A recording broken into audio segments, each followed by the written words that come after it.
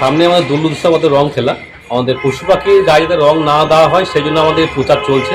কেননা আমরা পশু পাখিদের গায়ে রং দেওয়া দেখেছি আমাদের তাদের প্রাণঘাতী পর্যন্ত হতে পারে, সেই জন্য আমাদের প্রচার চলছে এবং আগামীতে আমাদের প্রচার চলবে। আমাদের কিন্নার স্পন্দন ফাউন্ডেশন থেকে আজকে আমাদের গোটা কিন্নার র্যালি করা হলো এবং সকলকে বার্তা দেওয়া হলো যে আপনারা আনন্দ করুন, মজা করুন, নিজেদের মধ্যে করুন, কোনো পশু পাখির গায়ে রং দিয়ে নয়। মানে যে রং খেলার দিন দেখা যায় যে অনেকের গায়ে রং দেওয়া হয়, তাহলে সেখানে কি ক্ষতি হতে পারে? দেখুন, পশু পাখির গায়ে রং দেওয়াতে তাদের কিন্তু মৃত্যু পর্যন্ত হতে পারে এবং তাতে প্রশাসনিক ব্যবস্থা তারা নেবেন। আমাদের সকলকে অনুরোধ করব যে কোনো প্রকার কোনো পশু পাখির গায়ে রং দেবেন না। আপনারা আনন্দ করুন, মজা করুন, সব কিছু ঠিক আছে, কিন্তু কোনো পশু পাখির গায়ে রং দেবেন না।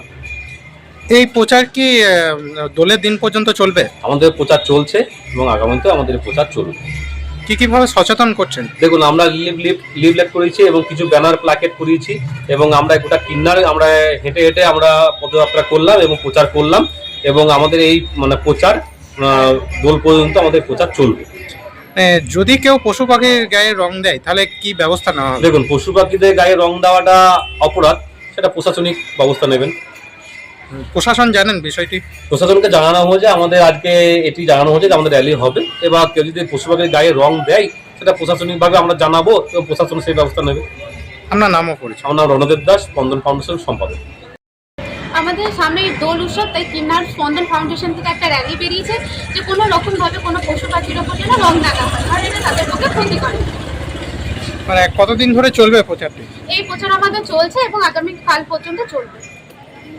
আগামী চলবে। মানে যদি কেউ পশু পাখির গায়ে রং দেয় তাহলে কি ব্যবস্থা নেওয়া হবে? প্রশাসনিক সেই ব্যবস্থা নেবে।